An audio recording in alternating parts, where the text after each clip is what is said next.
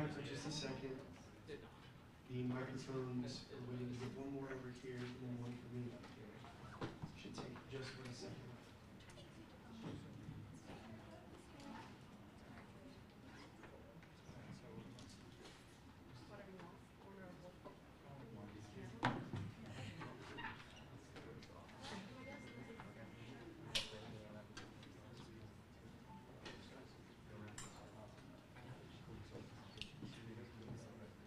Going to try to reset bring the volume up.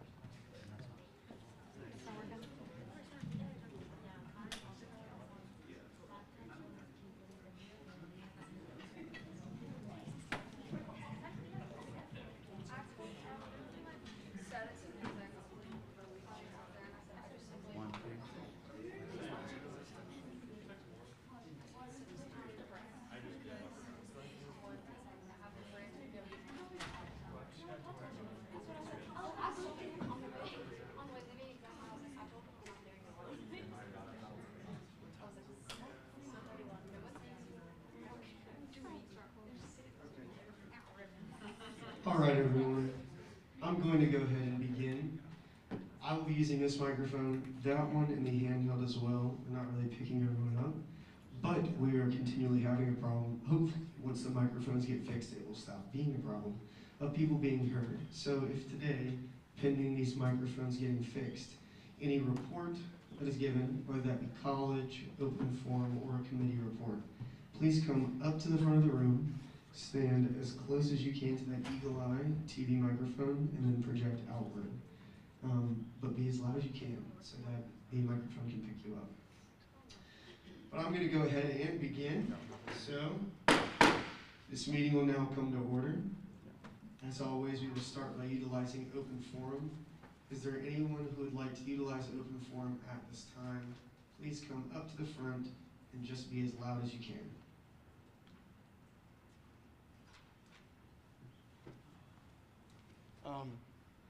Hi, my name's Eddie. I'm from Spectrum, Auburn State Straight Alliance. My pronouns are him. I'm just coming to disseminate our meeting topic for this week. This week is about, I believe it's in collaboration with Psychological Services and a med clinic, because LGBTQ people are underdiagnosed in mental illness and often have higher rates of mental illness in general. I just want to come tell you that. And then this week, Auburn Plainsman is doing a special print edition, and one of the topics they have in there is the Coming Out Day article. One of our own members is in that. I would recommend you pick it up, of course, and feel free to come to our weekly meeting. Thank you. Thank you. Would anyone else like to utilize open forum at this time? All right. I will conclude open forum for the evening. Moving into roll call, if every senator could just make sure to have your faces turned towards the front so Jet can record everyone's attendance. From here, we'll move to the approval of the minutes. Those minutes were sent out electronically last week in the Senate recap email, as well as again today. God bless you. As well as today, are there any corrections to be made to those minutes?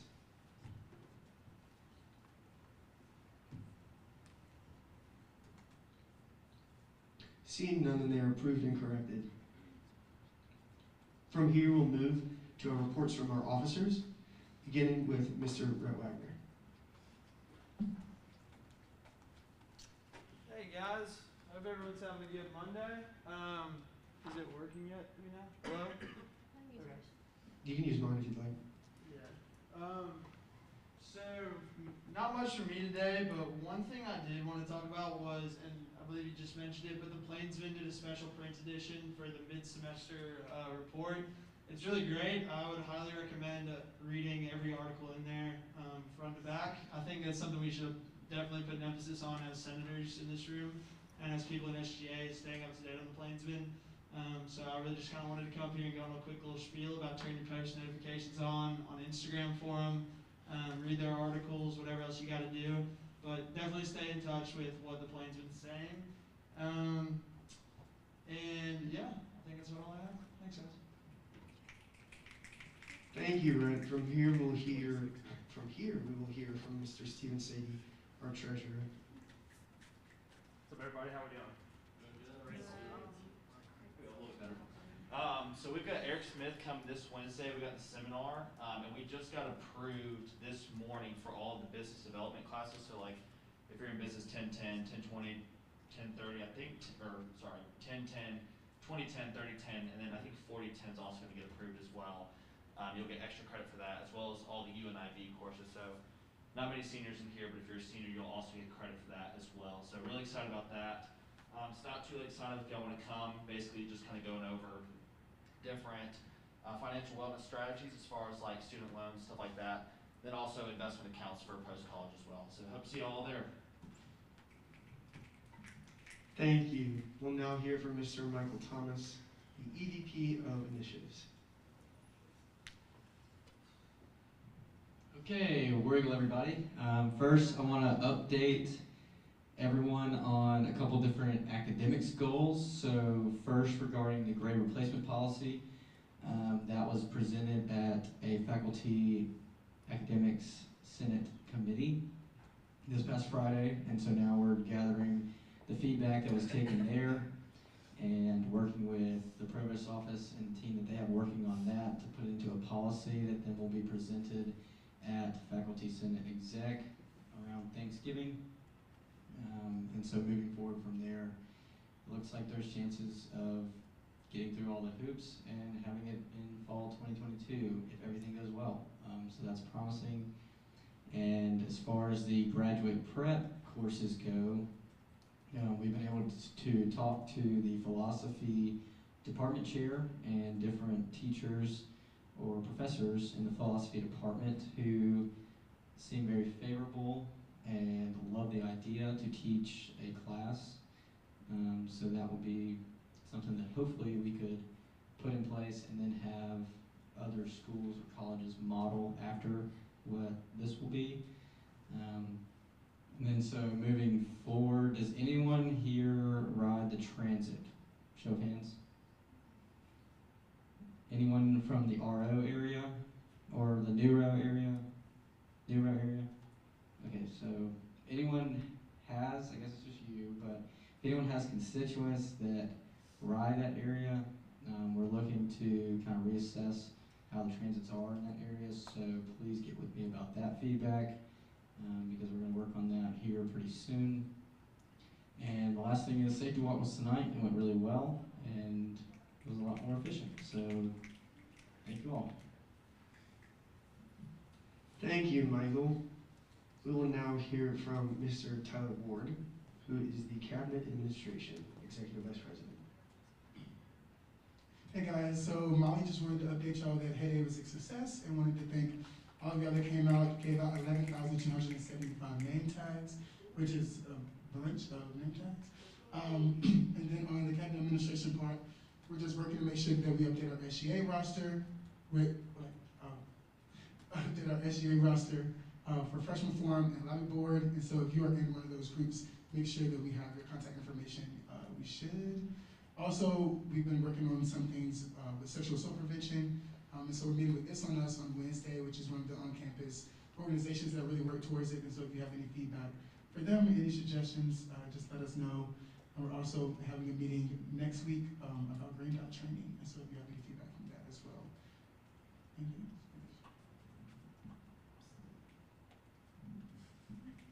Thank you. That will conclude our reports from our officers. We will now move into reports from our colleges this evening. So if you would, please just come up to the front and I'd be glad to hand you my microphone in the way that I did for the exec officers. We will begin with at-large. Jones at large. So we've been working on the study spaces feedback and legislation. I met with John David last week. And we should be finishing that brief pretty soon. And then a presentation will be going out, which will be presented in front of y'all before it goes in front of the administration. Also, too, Coleman and I are holding our first office hour in the Edge on Wednesday at 11, so come check us out. Thank you. From here, we will now listen to agriculture. Morgan, agriculture, Norfolk. Thank you. From agriculture to business. Johnson Business. So we've had a little bit of feedback of students not getting timely responses from advisors regards to scheduling appointments and things like that. So working on that, as well as I know feedback from certain marketing students. An advisor did transfer schools and were not reassigned to an advisor. So finding that loop of how we can help students make sure they get to talk to an advisor about their classes. Also, I'm on Academic Affairs Committee. If everyone could look on their AU Access at some point and check their midterm grades, and then text me if you have any missing grades. I know out of my 7 classes, only 2 have been posted. So we're just trying to keep a tally on that because if there's a large number of students in this body, I mean, across campus can be really large. So please reach out if you're having any trouble. Thank you. Thank you. From business to CAD C.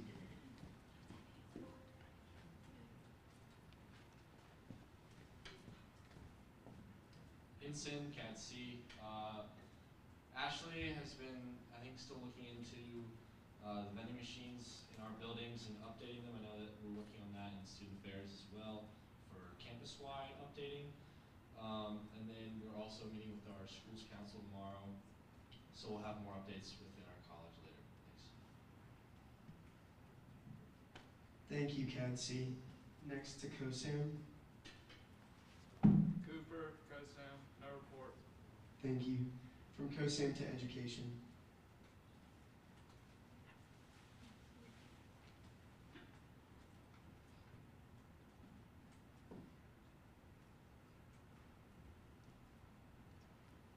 Math and education, no report. Well, That's kind of if you have no report, I don't think you need Sorry. to walk all the way. I apologize. I didn't know what you meant. From education to engineering.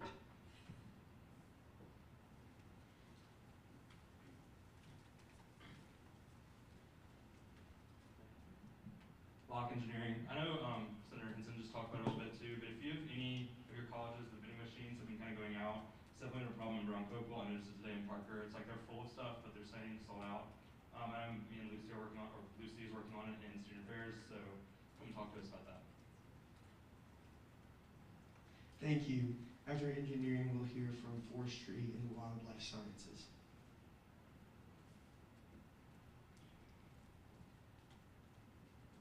Starling School of Forestry and Wildlife Sciences. So our schools council this past Wednesday put on a very successful town hall where we got to hear from a couple students about their experiences so far this semester. One of the big things that we heard a lot about, had a lot of feedback on, was dining.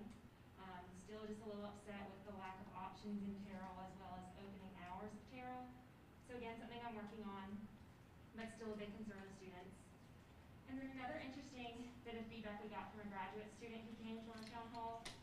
He was a bit, not concerned, he was a bit off-put at the requirement to purchase dining dollars at the beginning of each semester. He just, in his opinion, he's a school of forestry major, graduate student, so his only encounter on campus is typically at the school of forestry building, which is in the outskirts of campus, very far away from very many dining options. So at the end of the semester, he's only been to his one building and hasn't purchased anything. So he's got all this money that he spent at the beginning of the semester, but he's had no option to purchase. So he would just be interested in potentially making that an optional option at the beginning of the semester. So I guess I'll do a little investigating into that, if it's an option or why it wouldn't be an option, and just let him know. And then some more feedback we got was just some technology issues that we've been having. The computers in our computer lab aren't really compatible with the more updated softwares that they use. Our printers aren't working, things like that, that is kind of just an internal issue. But that's all. Thank you. We will not be hearing from the graduate school today, so we will now go to human sciences. Williams Human Sciences had a meeting with the dean last Monday, I think, and she was really concerned about keeping our seniors kind of engaged, especially as it gets to the end of the year, like we're getting into second semester, and I think everyone is pretty really like fall off no matter what your age is, but especially the seniors. So if anyone in any college like has a way that y'all keep your seniors engaged, and then also as well as spotlighting your students, whether it be current student or alumni, we just want more interaction on the human sciences social media. So the dean asked me to ask if any of y'all had ideas. Thank you. We will now hear from liberal arts.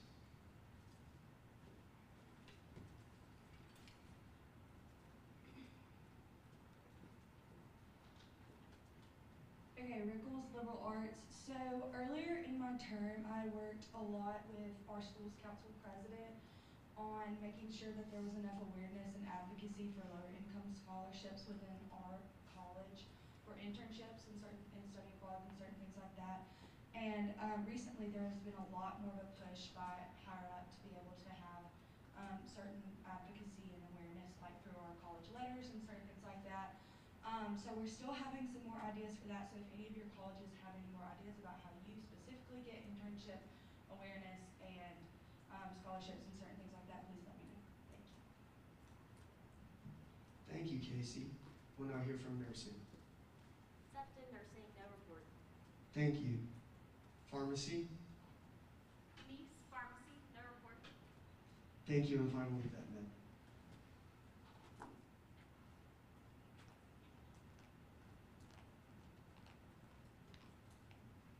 Lauren, vet med. So I've received a lot of dissatisfaction with the requirement for moving an exam to have 100% of voting and everybody voting in the class. So for example, we had a final and then an exam scheduled the next day in a different class. And that was proposed to be moved. Overwhelming majority voted and said yes. But it only takes one person to say no or one person not to vote. So I've had a lot of people upset about that. And that is all. Thank you. Interesting. Thank you, Victoria. That will conclude our college reports, and we will now move into reports from standing committees, beginning with academic affairs.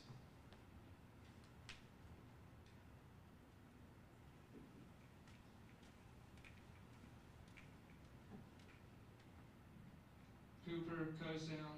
So Gavin's not here today, so this is what he sent me to tell y'all.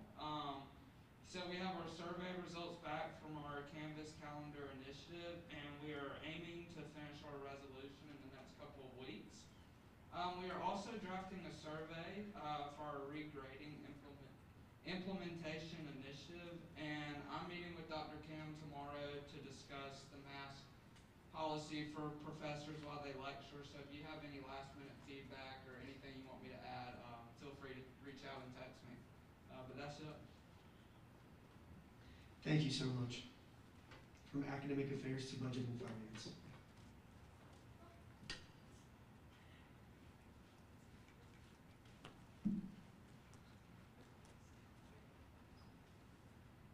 This would be at large, so carryover reports or requests are starting to be submitted, and we are currently working on 2 reserve fund requests for a College of Liberal Arts event and then BSU Fall Feast. Thank you.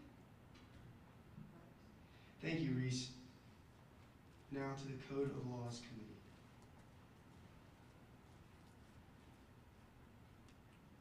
Mathner Education, we just have a few things this week. First thing is I'm going to be going to the next executive or joint schools council meeting that's on the 25th, I think. And I'm basically just going to present the PowerPoint that you guys all saw with the Senate attendance and feedback to them so they can kind of see where all of that feedback and assessment went and kind of what we did with it firsthand. And then also if the schools council absence policy is passed tonight, I'll also be kind of presenting that and explaining that to them as well for anyone who may have friends who are running for schools council next year or anyone who's running again, just so they can have that in mind. The next thing is our committee is working on trying to figure out the best way to go about fixing some numbering issues that are in the schools council chapters within the code. So whenever we restructured it, if you guys remember, we were only changing like the order of things and not necessarily fixing any numbering references that were in the lines of the code. So we're trying to kind of do what Molly Sullivan did last year with some code audits, and basically she passed a bill came through the floor, and once it was passed by 2/3 majority, we were able to kind of fix things in the code that didn't change content. And I was like grammar, punctuation, gender neutral language. So we're looking into kind of doing the same thing, but just with renumbering those things in the schools council chapters that need to be corrected. One other thing is the current orders, or excuse me, future orders that are coming through tonight are both election law changes, and they will be passed next week if you guys pass it, in time for them to be in effect for the spring elections this upcoming year. But there are two things that Mary Kate Hillis and our committee kind of already worked on together and had drafted up like at the end of the spring semester, but kind of got lost in translation, transitioning into summer. So that's where those two are kind of coming from. I didn't want you guys to be like, whoa, where'd that come from? And last thing, don't hate me, I did not have a chance to get a solid draft of the Student Senate t-shirt. So I took a last minute trip to see some family this weekend out of town, and it just slipped my mind. But I promise you guys will have it either in the group me by the end of the week or at Senate next Monday. Apologies. That's it for me. I love you. Thank you. We'll now hear from DEI. Belser Liberal Arts, so there's not much for me today. Senator Seconder and Senator Rickles met last week and worked on drafting what a cabinet position can look like for sexual assault. Obviously, we'll have to wait for the next administration for that to be a thing that goes into effect, that they just want to sort of brainstorm what that would look like, because I've already heard from Senator Jones. Senator Neese is working on collecting feedback from students about religious prayer spaces, graduate level. It's already something that Associate worked on previously, and I'm working on filing a research request on special committees that appear in Oxford institutions, as well as reading through some of the work that was already done by our own Senate. Thanks. Thank you, Brandon. We will now hear from the Student Affairs Committee.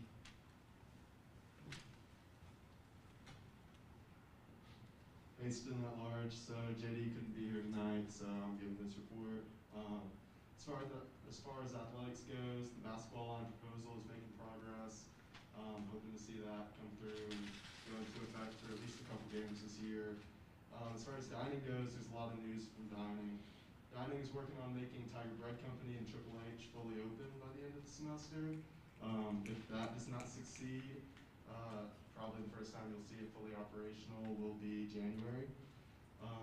Grubhub will be in the basketball stadium for the year. I'm very excited about that. And then Chef Wars are at the Edge tomorrow, and our very own Cole Callahan is going to be a judge, as well as Steven and Miss Auburn and Carolyn County. So I think that's gonna be a lot of fun. It's gonna be from 6:30 to 7:30. I encourage as many of y'all as y'all can to go. Probably gonna be a great opportunity to get feedback. And then as far as facilities goes, Riley met with facilities, and it's been confirmed that the first 88 dispensers are coming to be installed soon. But that's all I've got from Student Affairs.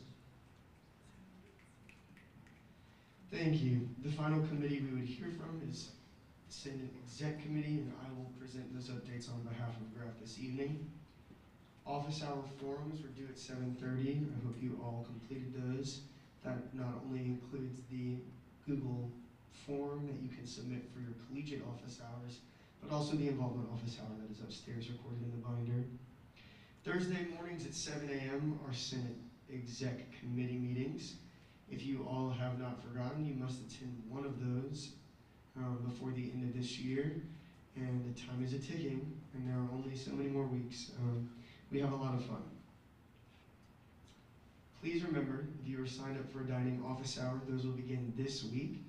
That's Wednesday and Thursday of this week. I'm very excited to see those come to fruition.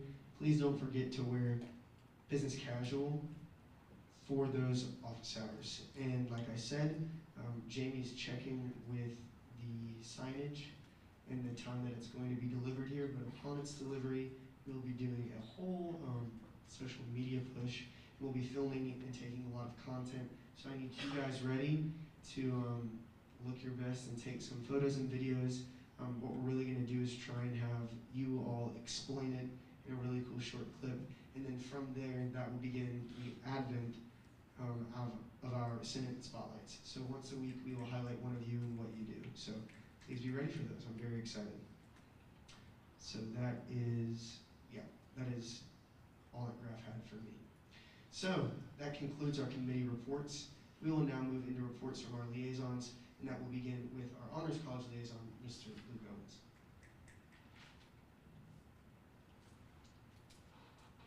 Owens, Honors College Liaison. Howdy y'all, how y'all doing tonight? Good.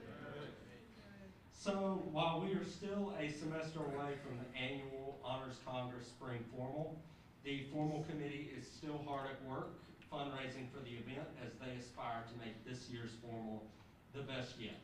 They're selling midterm care packages to students that are filled with instant coffee, tea, hot chocolate, and candy for just $5.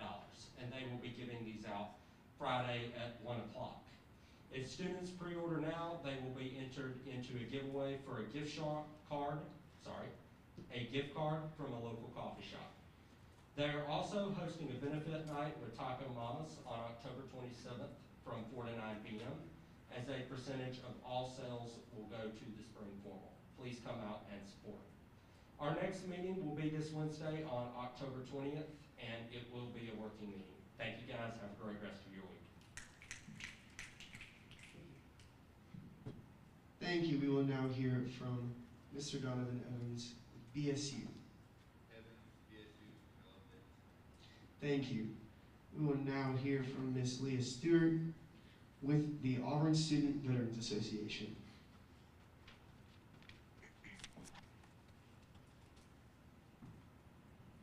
Evening, y'all. How y'all doing? Came prepared this time. I got a notebook. Fancy. Okay, so nothing crazy new to report. Just Toys for Tots. Just still pushing Toys for Tots, of course.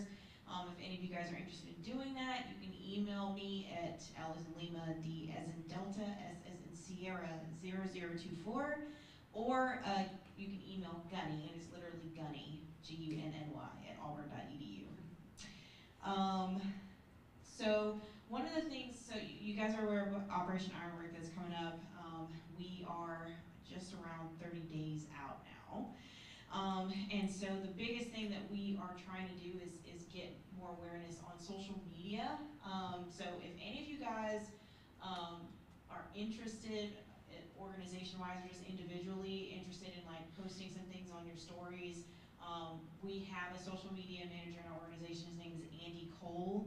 And you can either email me or email him. I do not have his email, and I do apologize for that.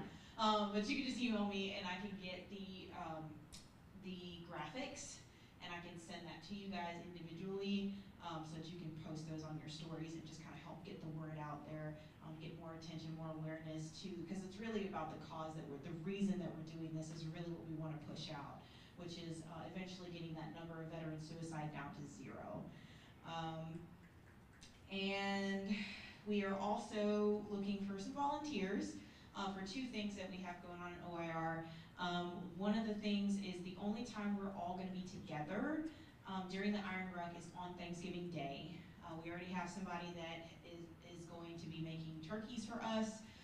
So if you or anybody you know wants to provide like some side dishes, if you have the time, because I know it is Thanksgiving and I know some of you guys are going to be out of town spending time with your families. But if you happen to be in the area and you want to participate in that, please let me know. And also, when we arrive Saturday morning, we're going to be doing some tear down, so to speak, which is just kind of like getting everything organized and putting it all in one centralized location. And that is all I have for you guys. Thank you, Leah. And if you'll just email me that graphic, I can include it in our Senate recap email. We'd be more than happy to post. All right. Well, that concludes our reports from our liaisons.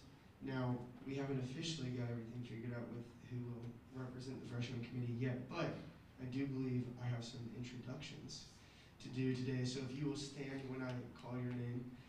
So we finally have our assignments to each committee, so this is exciting. You guys will now have your former members assigned to each committee. So Anne Claire DeSmukes will be with Diversity and Equity and Inclusion. Thank you, Anne Claire. Zay Youngblood will be with Code of Laws. Who is not here today, apologies. Jack Johnson will be Budget and Finance. There you go. Alyssa Lakey, not here today. She will be with Student Affairs. And then Bennett Harris will be with Academic Affairs. Awesome. So they'll be here every week pending the other two's attendance, and they will come to y'all's committee meeting. So please be kind, give them a warm welcome, and offer them any resources that we all have available, which would be awesome. Okay. With the conclusion of our liaison reports, we will now move into current orders for the evening. The Zoom room is open. If you would all please join. And there should be no waiting room. We'll begin today with PSSB 21-10-18-01, and that is presented by Kyla Mathner for the Schools Council Senate Attendance and Absence Policy. Mathner, Education, I ask for approval of the following. I'll read the new part. So Schools Council Presidents and Vice Presidents have a total of 3 unexcused absences before they are to appear before the Board of Review. See Chapter 502. The Executive Director of Schools Council is responsible for deeming an absence excused or unexcused. Members who fail to perform their required duties will receive a different absence amount for each incomplete duty. 1/3 of an absence is given for each incomplete office hour. 1 absence is given for missing an executive schools council meeting. Failure to complete all other duties as defined in Chapter 501 will result in 1/2 of an absence. And then down there is where we move the Board of Review. Failure by the President or Vice President to perform the duties discussed in Chapter 501 will result in the officer appearing before the Board of Review as per the discretion of the Executive Director of Schools Council. This board will be vested with the power to refer this officer to the Student Senate for removal from office. A majority vote from the Student Senate will be necessary to remove said officer. The dean of the officer's respective school / college and the SGA president shall be notified if said officer is requested to appear before the Board of Review.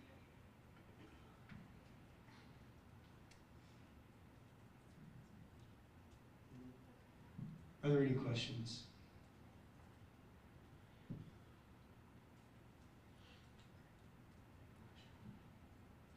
I move to pass this bill as written. Is there a second? Second. Seeing a second, we will now ask for any debate. Is there any debate? Seeing there is no further debate, we will now move into a vote. All of those in favor of passing this bill as written, please say aye and comment yes into the chat. All of those opposed, please say no and comment no. Aye. The ayes have it and the bill is adopted. This will conclude our current orders for the evening. We will now move into future orders, beginning with PSSB 21-10-25-01, presented by Coleman Turnipseed for the definition of active campaigning. Turnipseed at large, I ask for approval of the following. 1006.3, active campaigning is defined as any activity performed to directly garner support for any candidate. This includes handing out gimmicks, promoting the candidate's platform, and standing at a designated concourse location for longer than 5 minutes time in a t-shirt with the name of the candidate.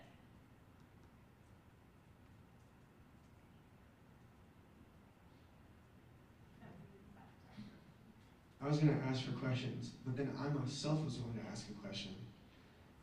Am I allowed to do that? I think I can. I feel like we should be careful about ending it with in a t-shirt with the name of a candidate, because I feel like that's saying that all of those things only count if you're wearing a t-shirt.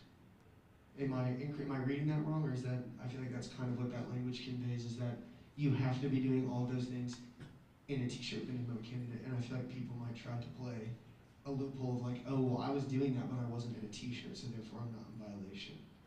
So I maybe think of, Kyla, do you have an answer? So we were kind of, the in a t-shirt phrase is more directed towards standing at a designated concourse location, because the main reason for drafting this bill was so many violations of people being turned in for just stopping or wearing the same t-shirt on the concourse and talking to friends, hey, how long is class going? So that's why we put a time limit on the amount of time they would be standing there, and then that's where the in a t-shirt. Okay. But we could investigate this week in committee if we need to make an amendment to clarify that. Okay. No worries, I think that makes more sense. All right, thank you. Are there any further questions? Yes, I'll begin with Jake. Hey, student at large. How is And if you could say it very loud. Hey, student at large, how was 5 minutes, like this designated time, like how was that found? Coleman, I'll let you answer that. Terms at large, we figured 5 minutes kind of gave people a chance, like in between classes, if you were stopping just to say hey, or say you were coming to pick up something from the concourse and go to a different location, it kind of gave it so where people had enough time to kind of do what they needed to do, and so people wouldn't get penalized for just standing there. But if you're there for longer than 5 minutes, that's excessive, and that should be counteractive campaigning. Riley? Lock engineering. I just wanted to be sure, like the way, I guess the intent behind this, how we're interpreting it. When you say like what is active campaigning? This includes, are there? That's not like the only way to be actively campaigning, right? Or active campaigning, right? Or is that only those three things are what qualifies? I'm just trying to, you get what I'm saying? What other activities do you need? That's a fair question. I don't know. I just didn't know. So that's why I kind of was asking you. Is like, is this meant to be the only three ways? I guess that would be considered active campaigning. So where this is in the Code of Laws is 16003 or 1600.3 is in the definitions section, and so it doesn't actually go in and change any of the direct elections laws. And so anywhere where it says active campaigning has to deal with like campaign supporters at this thing for active campaigning. I can go find some things in a minute. But it basically just kind of clarifies what it means in the election law. Gotcha. That helped. Thank you. I believe next was John David. Jones at large. Who will be monitoring the 5 minutes? Like, how will somebody know that it's been 5 minutes? I can partially answer. So from what I understand, when I went through the whole process, is that it is to be monitored by the person who submits it, and it would have to come with any evidence. So if someone is to allege a violation against me and one of my campaigners or whatever have been on the concourse, when you submit that violation through AU Involve under the Forms tab, you would have to allege specifically in the code which clauses were being violated, and that would have to come with some sort of evidence. So you would have to have a video of over 5 minutes of someone doing that, with timestamps included. Emma Kate. Second year engineering. Could you just provide a little bit of context on why this was refined for people that don't totally know? Yes, I'll actually kind of let Kyle answer that. I think you had started to touch on that. Right. I didn't hear the question all the way. Will you repeat the question loudly? Can you just provide a little bit of context on why this needed to be redefined anyways? Like what were the violations and stuff? You said that, but I just clarification. Yes. So basically, whenever the director of elections kind of flipped over to Mary Kate and the list, one of her things was meeting with the former director of elections and kind of doing some transition materials like we do, and going over some things that she could potentially meet with me to try and fix through the code, like things that we've kind of already gone over fixing with certain bills in election law. But one of the biggest things was getting so many violations and having to go through so many violation hearings of people saying that there's too many people in a concourse location actively campaigning. And it was just, whenever they would get to the hearing, they would say, well, I just stopped to grab some buttons and take it to another place, or I just stopped to say, hey, how's it going, and talk for 25 seconds, and now we're getting votes taken away for this. And so her goal was to kind of try to eliminate any kind of violation that we turned in that would be a little bit over the top, I guess you could say, or anything of that sort. So she was just trying to see if we could do our best with defining active campaigning, and anyone who is that adamant about submitting a violation for someone standing in a concourse location, one extra person should be adamant enough to provide timestamps, et cetera, et cetera. So that's kind of where this came from, and as we started looking at the concourse issue, we said, well, we need to add in all of these other things that are considered active campaigning. So that's just the best that we could do with describing what the actions of active campaigning would be, so that if a violation was turned in, you could say, well, do you have a video of them handing out gimmicks? Do you have a video of them promoting the candidate's platform verbally? Do you have a video of them standing at a concourse location, or pictures that show the same person in the same place for over 5 minutes with timestamps? That's kind of a little bit more background on why we felt the need for this. Did that answer your question? Yes, that was perfect. Thank you. Of course. Are there any further questions? All right, seeing none, we will move into the next future order for the evening, which is PSSB 2110-2502 presented once again by Coleman Turnipseed, this time for elimination of property contracts for campaign posters. Ayes for approval of the following 1009.1.10.6, candidate and/or conglomerate posters may be placed in business windows only with the permission of the business owner. No property contracts are required to be submitted to the Executive Director of Elections for use of campaign posters. Are there any questions? Yes, Riley. Lock engineering. If you want to give it, can you give me like background on like what kind of brought this about? Yes, I'll let Coleman answer that. So during the Miss Homecoming campaign, this came into play because property contracts originally and can't think of the word, typically do not require property posters, do not require property contracts, and it was ruled in violation and then appealed to the judicial board, which ruled in favor that property contracts are not required for the use of campaign posters, and it's in the campaign materials now in the campaign packet, so we wanted to make the code and the campaign packet a little bit more consistent. Are there any further questions?